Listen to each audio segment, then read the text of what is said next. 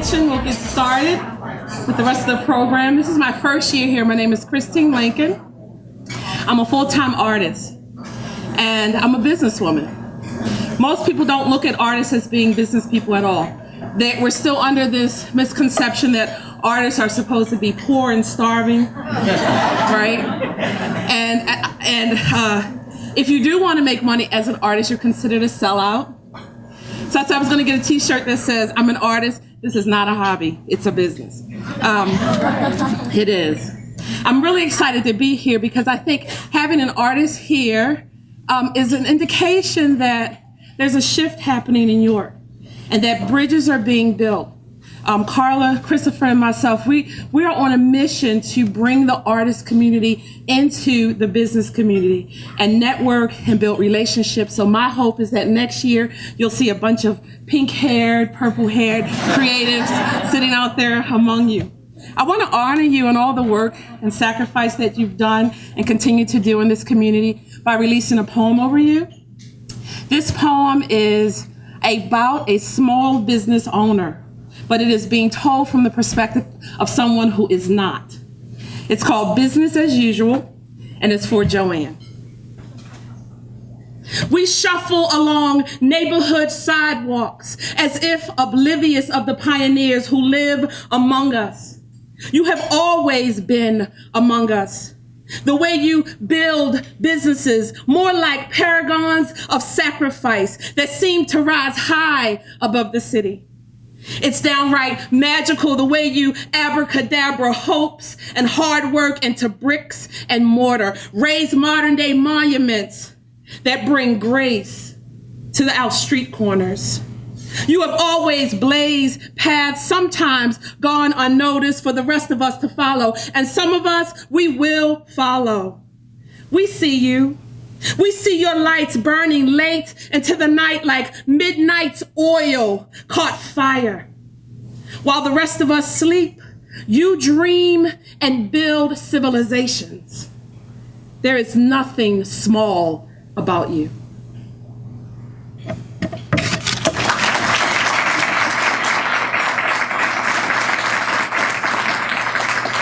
Want to start with this? Good afternoon. Un placer. My name is Maria Montero. I'm the Executive Director of the Governor's Advisory Commission on Latino Affairs, and I love Mayor Bracey. We love you.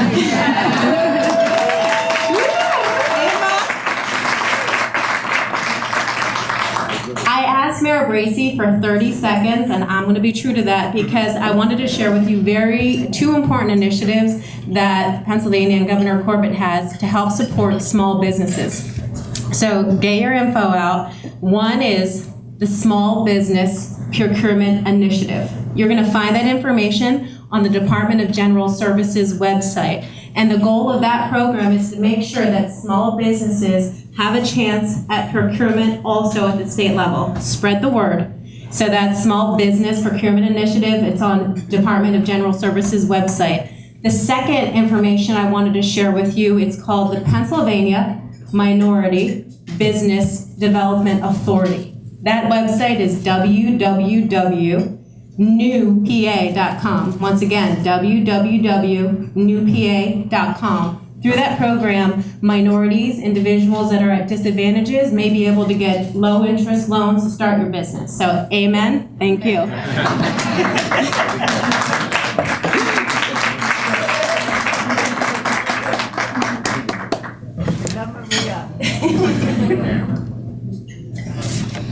Well, good afternoon. Good afternoon. I needed that buffer because the poetess was a tough act to follow.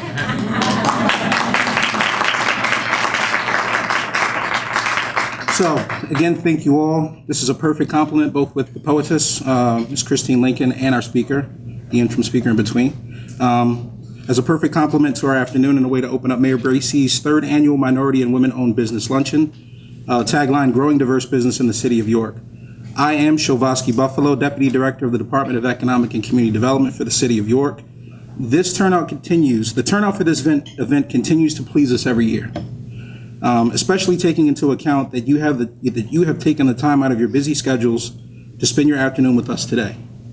It is a testament to those of us who work in the community and economic development field to continue our efforts to motivate, inspire, and encourage business development for underrepresented members of the community. We would like to give a huge thank you to our sponsors for making today possible, specifically the generosity of Santander Stadium and Legends Hospitality, York Traditions Bank, Susquehanna Bank, and People's Bank. Your generosity and big-heartedness is truly appreciated and speaks volumes on the magnitude of support present in our community. Thank you again.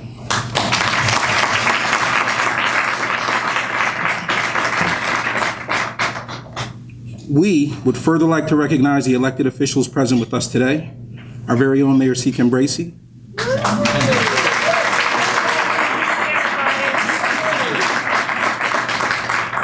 Your County Commissioner Doug Hope.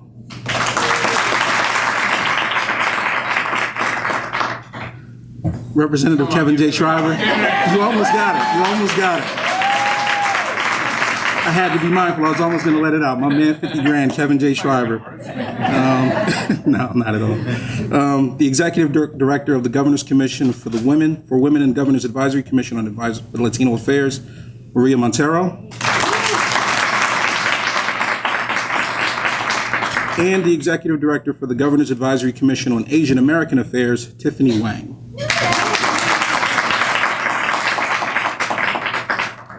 In response to your feedback, we introduced a new aspect to our program today. 3 breakout sessions prior to our keynote speaker this afternoon: marketing in the marketing and promotion section, money in the access to capital section, and the Simply Meet Up in this room for networking opportunities, all with the express goal of providing local points of contact for your future reference. So your thoughts and suggestions are welcome as we continually make the efforts to grow this event. And if you haven't already, if you would please give us the feedback off of the actual insert for us to just continue to, get some constant reassurance that we're doing the right thing. So your thoughts and suggestions are welcome as we continue to successfully grow this event. We are eternally grateful for our speakers in these individual sessions, for specifically sharing your time and expertise with those individuals who attended, namely Douglas Knight of Downtown Inc.,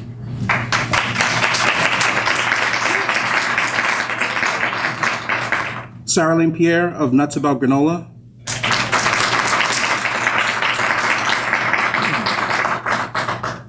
my collaborator and co-conspirator Sherry Ann on bow ties at Sherry Ann Designs, one of my good friends and personal banker Jim Coombs from People's Bank,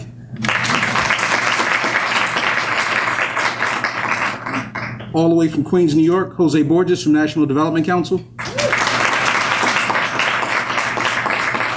and not too far away, Lydia Walker from Community First Fund. But lastly and most importantly, we would like to give a special thank you to all of you who joined us today. We are pleased to see that we have a strong contingent travel south from the Capital Region, representing the African American Chamber of Commerce Executive Committee, and specifically your continued interest and support is what drives us to host events such as this annually, as we continue to make strides in laying the foundation for new and existing business owners to start, grow, or expand their existing business. One measure of our collective strength in our regional economy is the varied number of participants in the local economic landscape. There is much to be gained through economic empowerment in order to elevate the standard of living in historically underserved urban communities. Through the pursuit of participation in the American dream, families are uplifted, neighborhoods are stabilized, and communities are indeed strengthened. The underlying theme of our Luncheon Keynote series has been selecting engaging speakers that share their personal story of their path to success. The City of York's aim with this program is to help bridge some of these economic disparities through increased knowledge and strengthened relationships.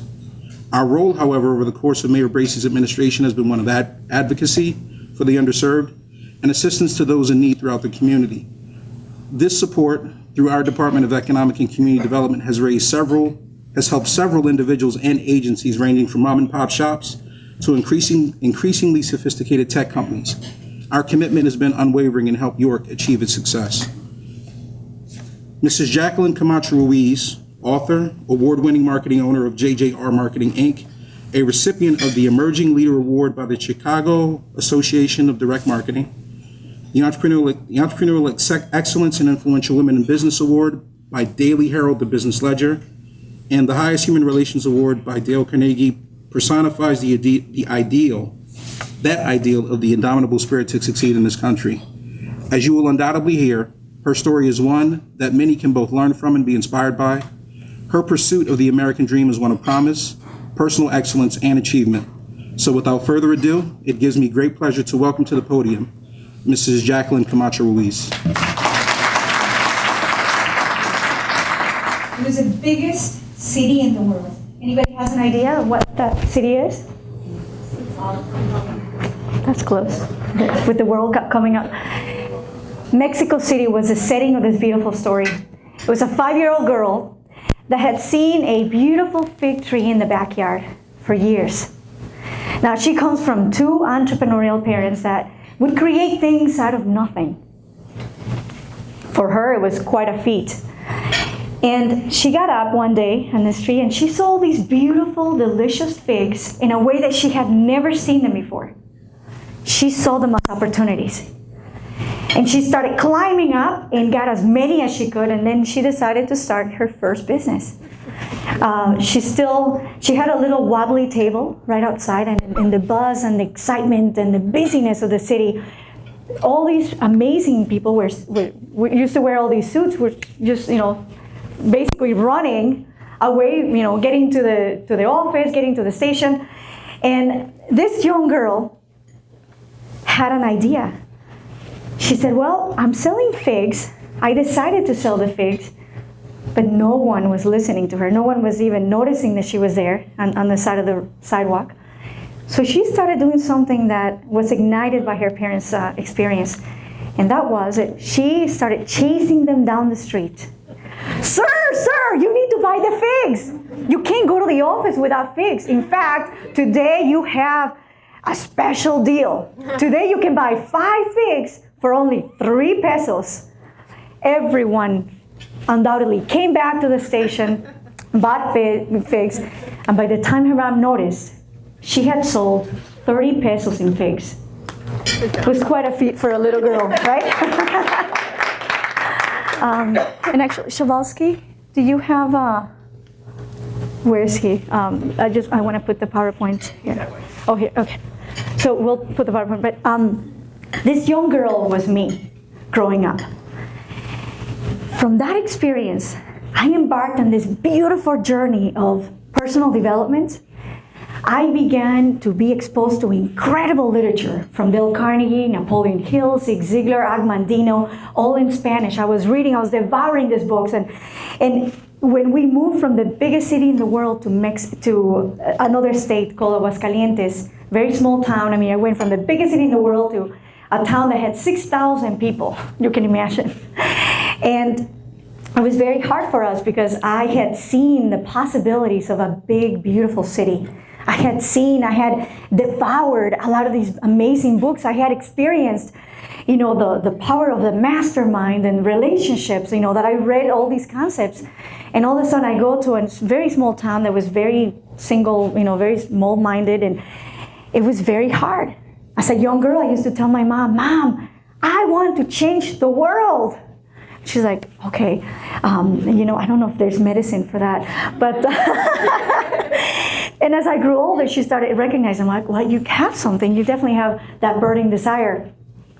What I didn't know is that getting exposed to that literature, getting exposed to all these incredible concepts, getting exposed to my mom taking me to motivational conferences and waiting till the end because I wanted to be like the person on the front of the room, and everybody had already left and they were cleaning, and I'm like, no, Mom, I need to shake their hand, just like in the book. I need to look at them straight in the eye, and I need to shake their hands. And I used to, shake it kind of hard because that's when you know that you're serious. And I just was exposed to all these amazing things.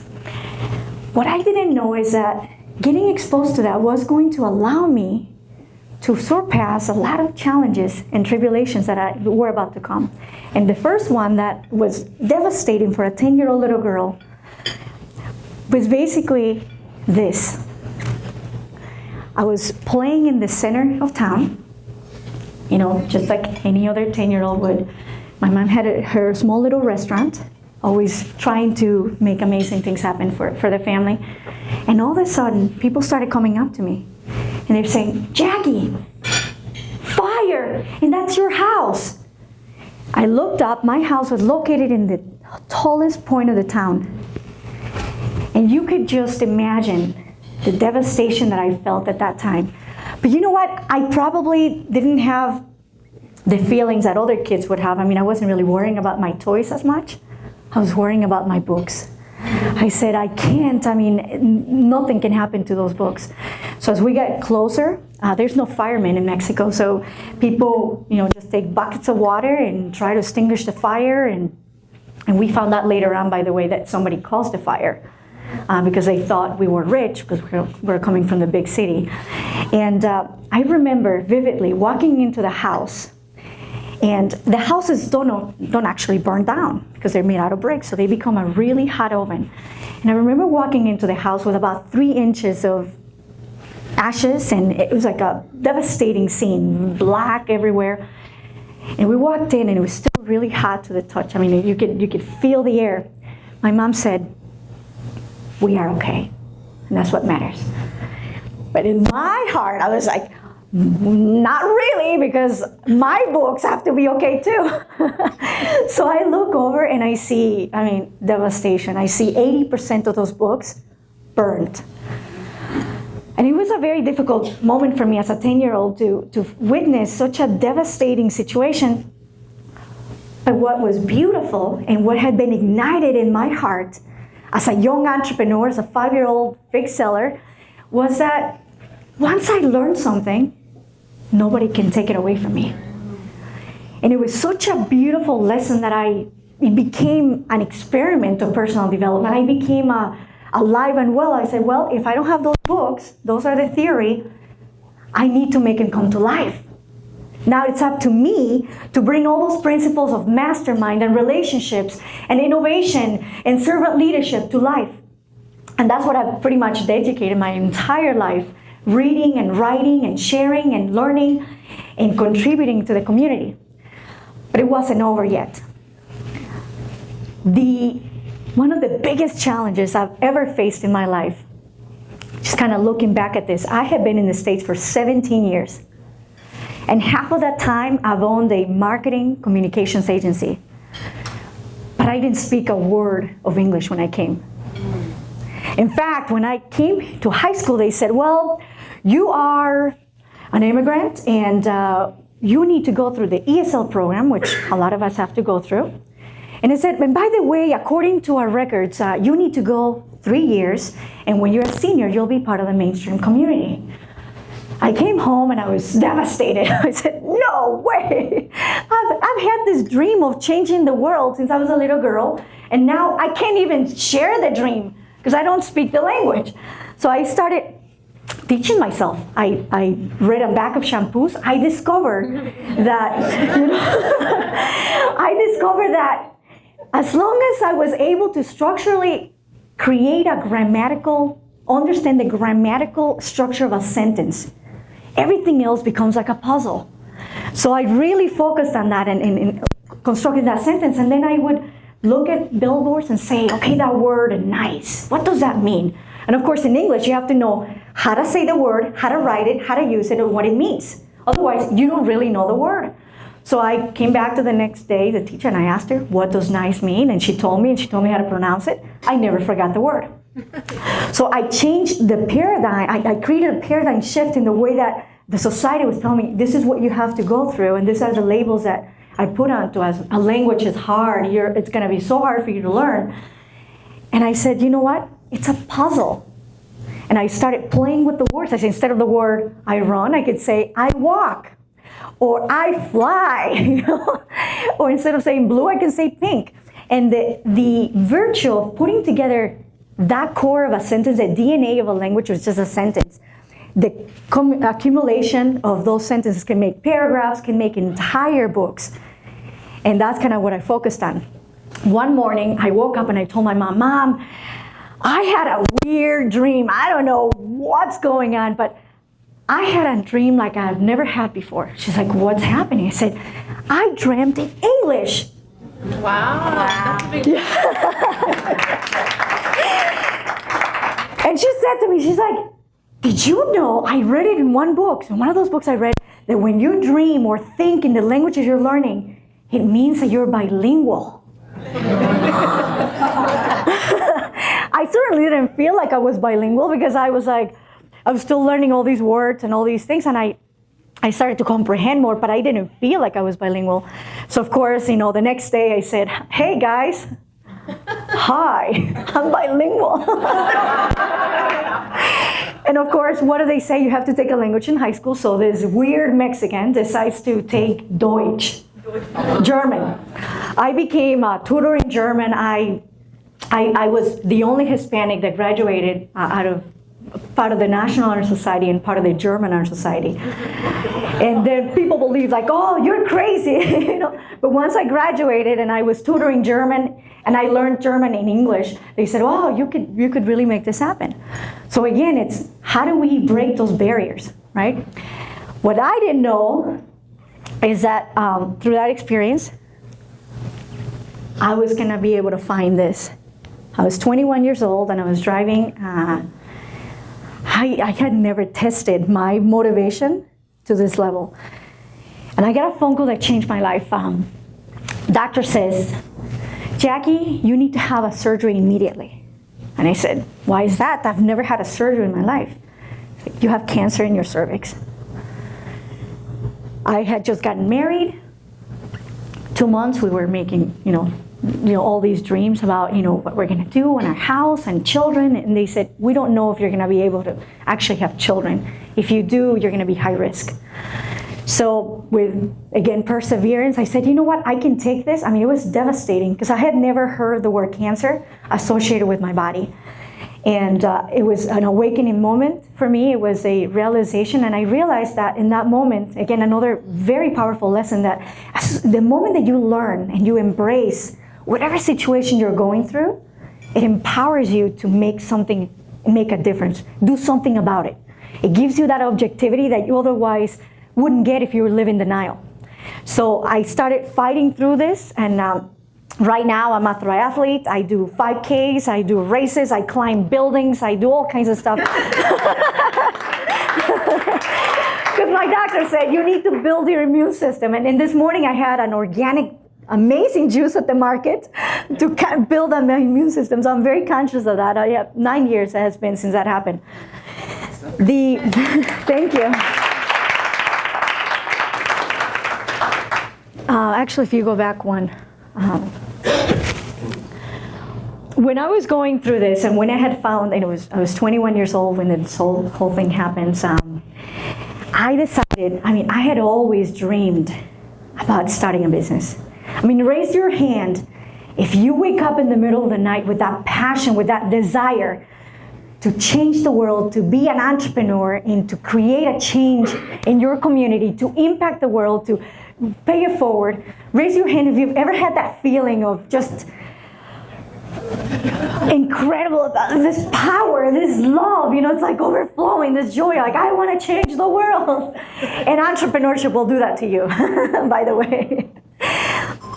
I was 23 years old and I decided, you know what, I've waited my entire life to be an entrepreneur.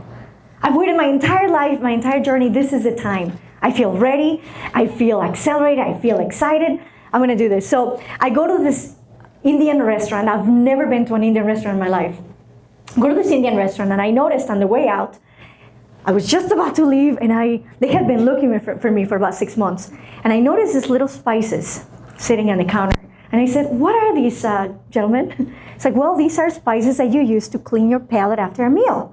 And I said, well, I have never had an Indian meal, but who doesn't like to clean their palate? Right? So I took, out of the 3 containers, I had a purple one, I took the one in the middle, and I just, I was very delicious cardamom, also known as the queen of spices. Put it in my mouth, and what I didn't know is that that little spice was gonna change my life forever. That spice, in fact, saved my life. And I have to show you, actually, because this morning at the market, I had been scared of looking at the spice, afraid maybe, let me do my taking it out. I had been nervous. Because this spice saved my life. After I ate the spice, and this is what I did. I took a little, cardamom, their pod, right? And I open it up and you put it in your mouth and it tastes delicious. I ended up being hospitalized for 2 weeks, 40 doctors later. The specialist, the best hospital in Chicago, Northwestern, they didn't know what I had. What the spies discovered is that I was born with a colorectal cyst type 2. Sounds like a foreign language? Well, it is, because it happens in 1 out of 150,000 people around this side of the world. And I happen to be the lucky one. And guess what? There's 5 types, and I had type 3, which is 2% of the cases found. And basically, what it is a little cyst between your gallbladder and your liver. And when I ate the spice went through, and it was so intense that it caused the cyst to swell up so large that it obstructed the passage of the bile. And I was having very weird symptoms. I was dizzy, I was having excruciating pain, I thought I was dying. And finally, when I woke up from the surgery, they said, Jackie, you are very lucky. And I said, yeah, thank you.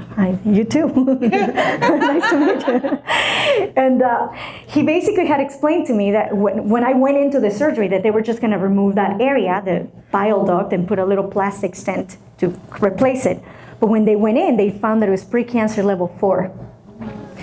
And they said, there's no going back, there's no cure, because as the bile propagates throughout the digestive system, it's basically, there's no chemo, there's nothing that can cure you. And I corroborated that with a doctor about 3 months ago. He told me the same thing, that I was very lucky. I'm like, you too. I told him that. We're all lucky, right? And that experience really woke me up. And really what I got out of that experience, connected to all these tubes, at 23 years old, I have a 5-month-old baby, a 5-month-old business. I said, I am not dying, not here, and not now. Okay, I have no time right now. This is my dream. I'm an entrepreneur now. And it really awoke in me as an entrepreneur, as an activist, as an individual that lives with passion every day, because I am really lucky to be alive. I feel that they had to completely redo my entire digestive system. They said, Jackie, we're not out of the woodwork. You can actually be fed out of the tube for the rest of your life if it doesn't seal properly. And it was devastating, but it just gave me that motivation. Remember I talked about awareness? When something happens to you and you accept it, this beautiful awareness and this objectivity sets in. You're like, I can conquer the world now, even with this situation. And that's exactly what the theme of my life, the motto is, how can I embrace life's challenges so I can turn them into something beautiful and impact the world. And now, I have the pleasure to announce that I have 2 beautiful children. And I have a beautiful husband. And for the last 8 years, I've owned a marketing PR agency.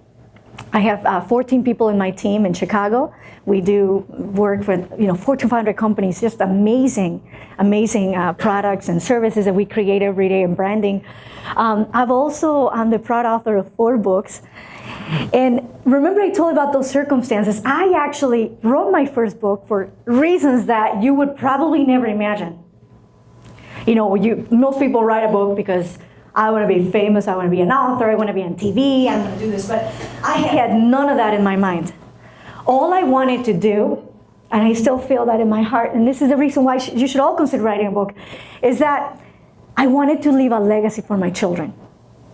I had been so close to death that, to me, putting something down on paper in a way that leaves a legacy for generations to come, and the only vehicle that can make that happen is a book. And I wrote a business book. So I'm like, they're gonna know the business side of mommy. And I wrote this book, and it started to grow. And the second book, I got a phone call from an organization. They say, Jackie, I know that you're writing a book about your life. I'm like, yeah, sure. I had it written in a napkin. I'd like to order 200 copies of that book. So I called my publisher and I said, hi, I'd like to order 200 copies of a book. what book? The one that I told you that I was going to be writing? So they gave me a 50% deposit for a book that didn't even exist. Wow. In the journal, the Fig Factor journal, again, another conference, they said, Jackie, I want you to write a journal for this. I wrote it and I made it happen for the conference. But the most amazing one is that the Overcoming Mediocrity one, I was actually called by a friend, and this is actually a way that you can all become an author. When it's basically you become a contributing author. You provide a chapter in a book, and then you can become an author in 3 days, the express author situation. So I had the Fig Factor come out, and 2 weeks later I had the Overcoming Mediocrity book that was on the cover page.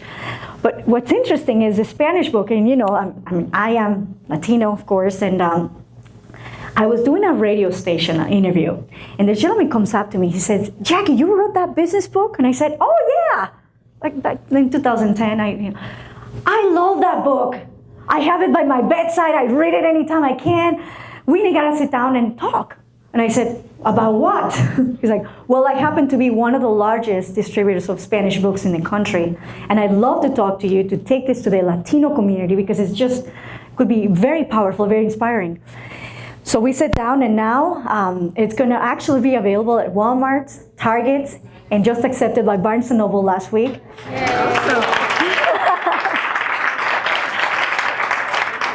So with that context behind us, who I am and all that good stuff, I mean, it's important to know who is that you're hearing speak. I think that it's also important for you, and I'm going to leave you with 4 secrets that you can take to activate your world.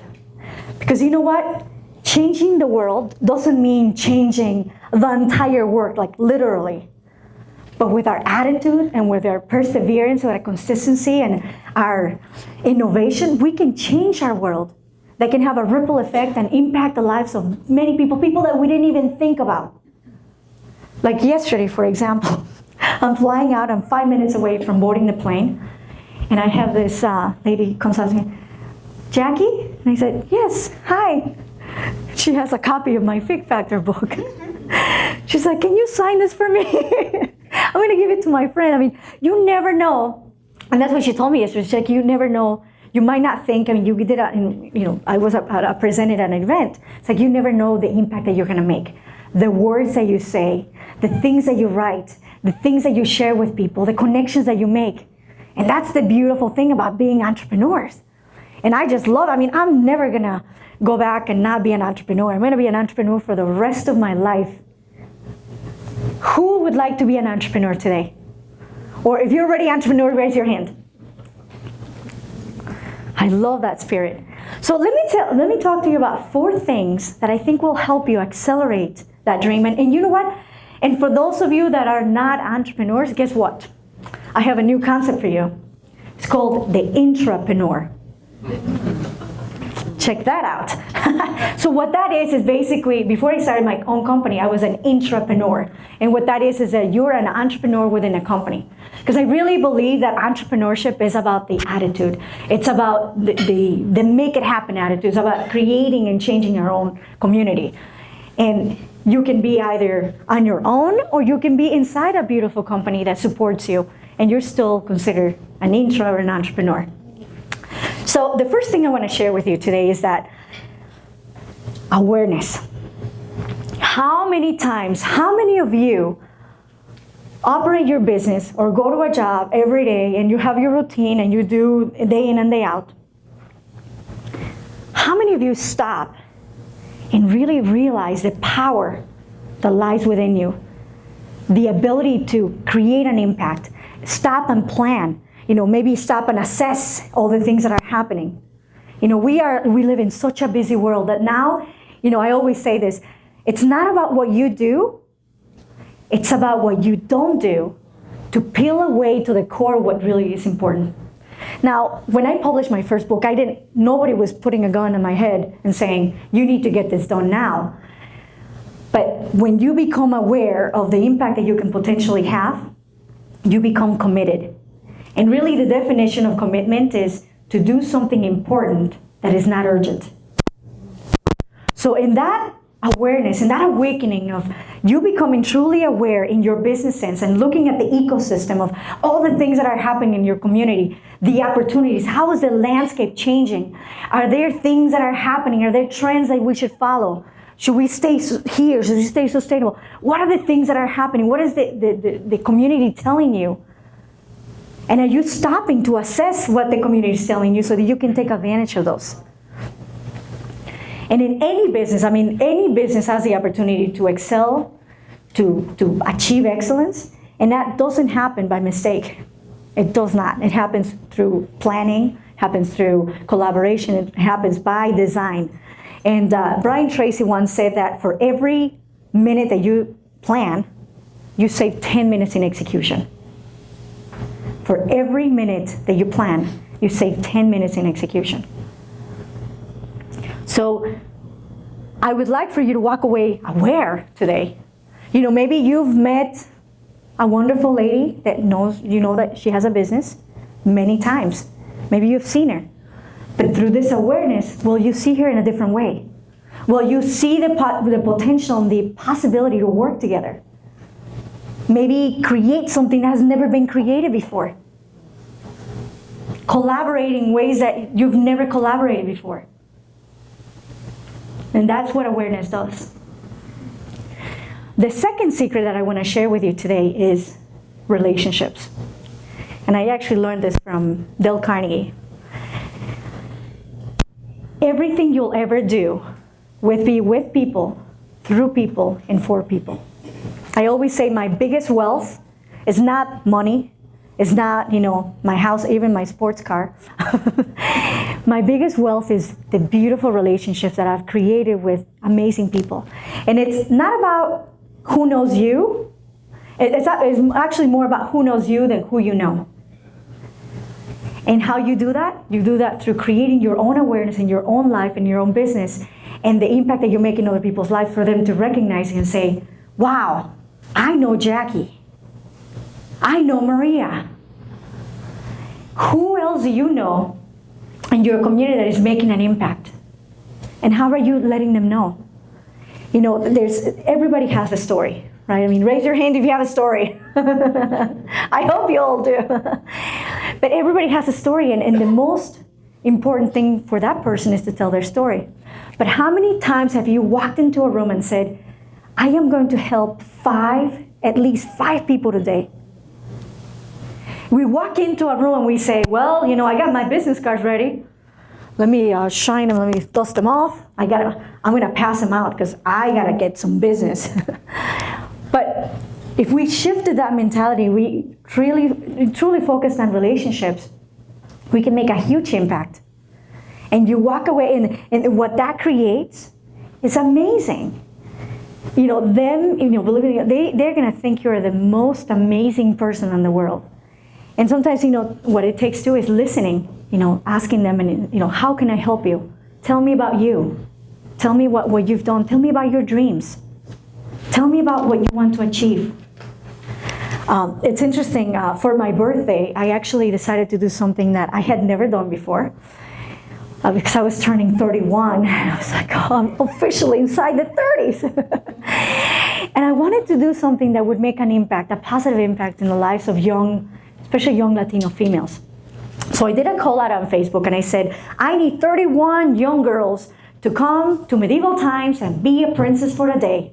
Now I'm getting all these ideas as I go, all this craziness, right? And I ordered crowns for them. I had my journals ready.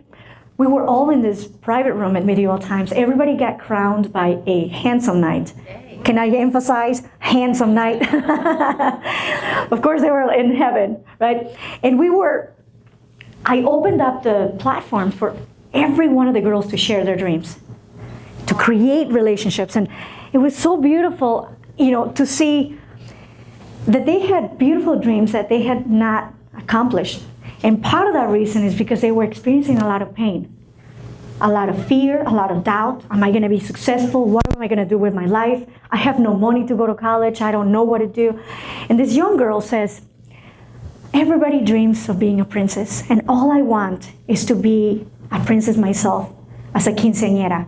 You know, quinceañeras is the biggest celebration for a young Latina. course, we all cry. Like, oh, I didn't put this in the agenda. Cry. And then I had an idea. I said, well, why don't we all vote for the person that inspired you the most? So of course, everybody grabs their piece of paper and they're voting. And this young girl, 16 already, hadn't had a quinceañera, gets chosen. So I said, now I got to figure out a way to give her a prize, give her something amazing. So I called up my friend who owns a plane. He's one of our clients as well. And basically, he picked her up from a community that was about 45 minutes away from my house, from the airport, and brought her back in the plane. She actually got to fly the plane. On the way back, I picked her up in my sports car, took her shopping. I gave her a $250 shopping spree, took her back home. Her parents said, you know what, I don't know what train you're in, but I want to jump in. I'm like, come on, I don't even know either, but we can definitely impact a lot of lives. And 2 days later, I was meeting with a lady that owns a magazine called Sweet 15 Magazine. I was telling her about the story. She had sent 3 of the girls to my celebration. She said, let's do her quinceañera. And I said, what? So now we have I'm a quinceañera planner, by the way. We should add it to the title. And that is happening on August 24th at Medieval Times, because Medieval Times is supporting this dream, and all the girls that chose her will come back to witness this unveiling of this beautiful dream and to let them know that anything is possible. So give yourselves a round of applause, because I can see the eyes going and the smiles. I mean, I'm helping you activate you, because you could do so many amazing things in our community, right? The other secret that I want to share with you is one of my favorite secrets. We actually just had 3 clients receive an award on innovation. So what does innovation mean? How many times have you woken up one day, or maybe saw a product or a service and you said, you know what, I could have done that. Those people on Shark Tank, I thought about it. I didn't do anything about it. So innovation means taking action. Innovation means stopping to think about how you can impact and how you can create a shift in the paradigm in something that already exists. It doesn't necessarily have to be something new. You don't have to invent a new kind of bread, but maybe you can have a bread kind that is the most amazing bread in the market. So and that goes with the first secret. How do you create that awareness, right? When you become aware of all the possibilities, all the potential that you have, you all of a sudden become activated to create dreams and to flourish and to innovate, really innovate. And as entrepreneurs, as intrapreneurs, it's about innovation. What are you doing today? One of my other mottos is, what can I do today that gets me closer to the dream that I'm going to achieve tomorrow? I don't care if it's something small. It might be an inspiration, an idea, a thought. You write it down and you get closer to that dream. And what's interesting is that there's a very important distinction, by the way, between an idea and an inspiration. Does anybody know what the distinction is? Action? Okay. Anybody else? The difference between an idea and an inspiration. You might not know this because I made it up. Go ahead. Is it the feeling? I'm sorry? The feeling you get when you think about it? Yes, that's it. So I have an idea to take this journal and put it on this counter. But it didn't elicit any sort of emotion. I put it back, that's another idea. Put it back, clean the table, that's an idea. But when you get an inspiration, and I can guarantee entrepreneurs in the room that when you get an inspiration, you feel amazing inside. You feel like the world is not going to stop you. In fact, the world is going to stop because you're coming with this new idea, right? And that's really what infuses. An inspiration is an idea with an amazing feeling. What's interesting is that, I've had a lot of ideas, but as an entrepreneur, probably about 80 to 90% of the decisions that I make are based on inspirations. And then I go back and do all the logisticals and all the pragmatic business thinking and, the planning and the linear, all these different steps. But it always originates with an idea.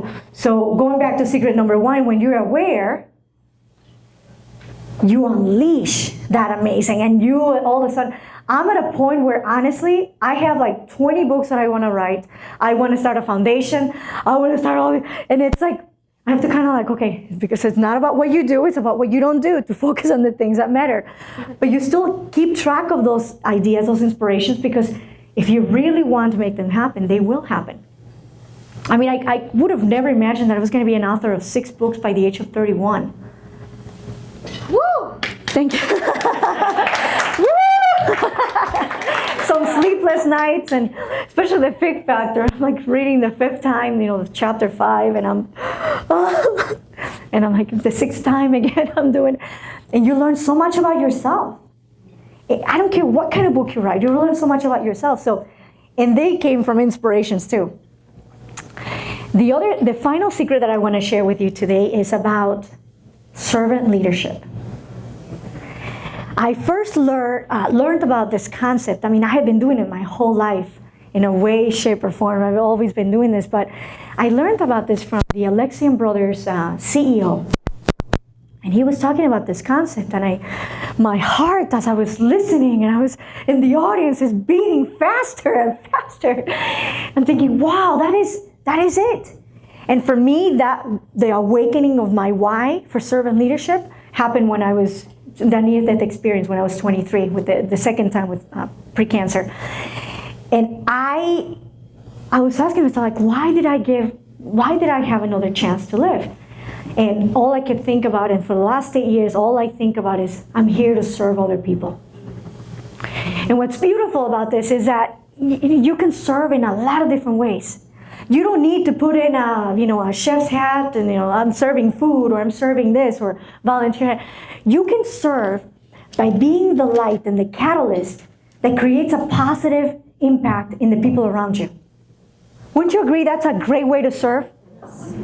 And it all really starts with a positive attitude. I mean, by the time I leave my house, I've already meditated, I've prayed, I've visualized.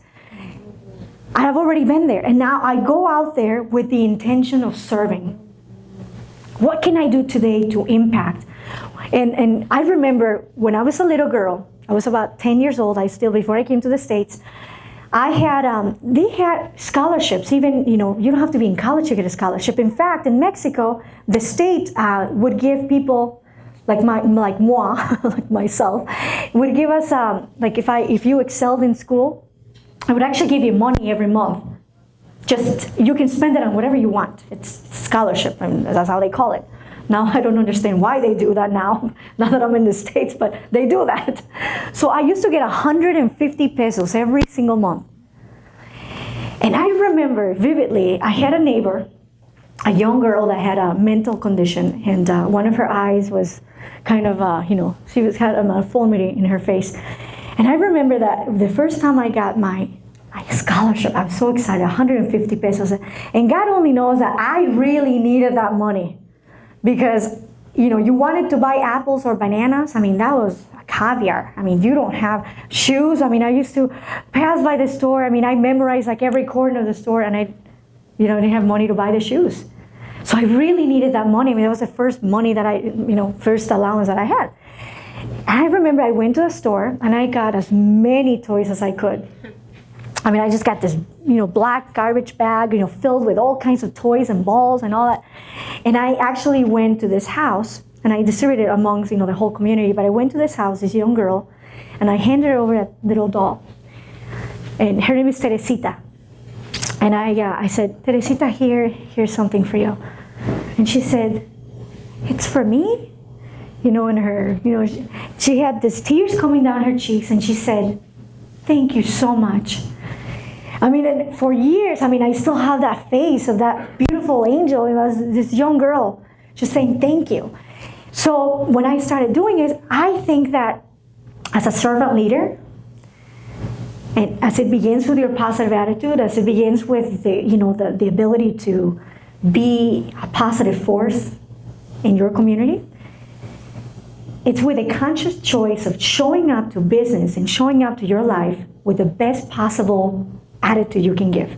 I always think, I've gone through a lot. I mean, we've survived a fire, I've survived cancer twice, I've done through all these things. But I don't have the autonomy nor the ability to really bring in any negativity to the workplace. If I'm not bringing something positive, I don't want to bring a burden to anybody. Because anytime you start sharing something negative, petty parties, right? I mean, you're, oh, for me, and I went through this, and I went through that. You know what? It is wonderful, and what did you learn from it? And how are you growing because of it? Because the things that, as bad as this might have seemed, I mean, I learned something from every single one of the experiences. I grew through every experience. And my attitude is, you know what? I'm gonna bring the best possible attitude. So now you're gonna know about a secret that I always, I say the word amazing, probably about more than I'm supposed to say it. I'm gonna be sued one day for saying the word amazing so many times. But you know what? When I say the word amazing, it's not okay or great or even excellent. I mean, it's amazing. Right? Help me say the word amazing. That's the kind of life that I'm creating every single day. Because some days, even if I wake up and I feel not so amazing, I say the word and it reactivates me. Like, you know what? I am doing amazing. And I gotta tell you, sometimes I come home and I'm thinking, wow, I tell my husband, like, wow, you have no idea what happened today. It's amazing.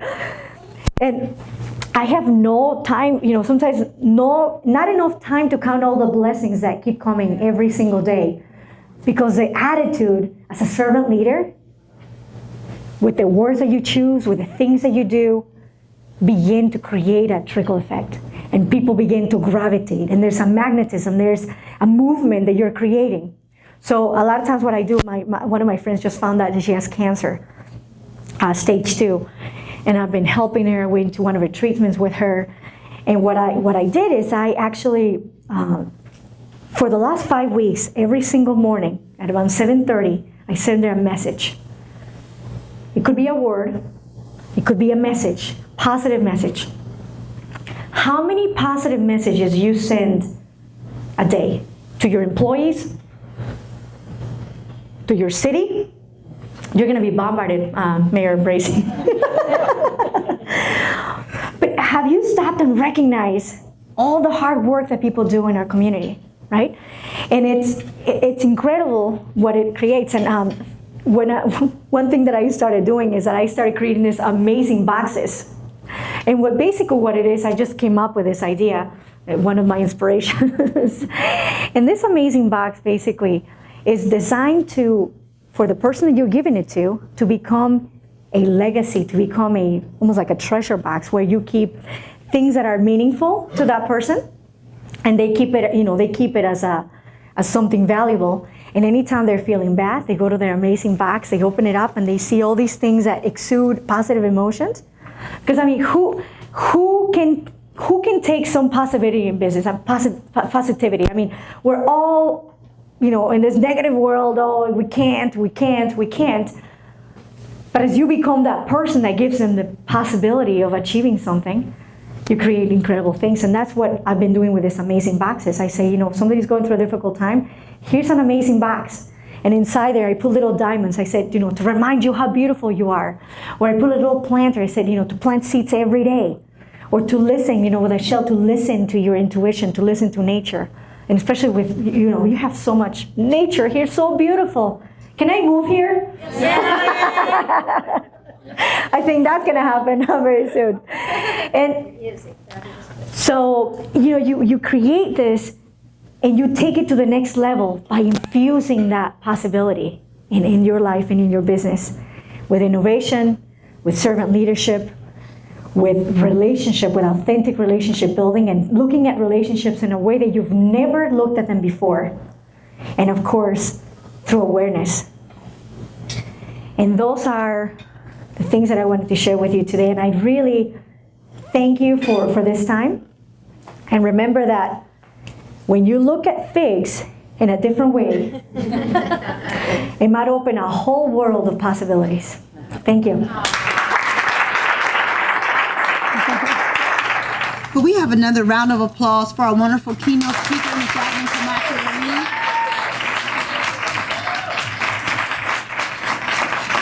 Thank you, everyone. Thank you for joining us again for Mayor Bracey's third annual Minority and Women-Owned Business Luncheon. We really appreciate your support. We really appreciate each of you being here. Inside your folders, there are surveys. If you could please complete those for us, we would really appreciate that. That helps us understand what to do for next year and what to do for the future.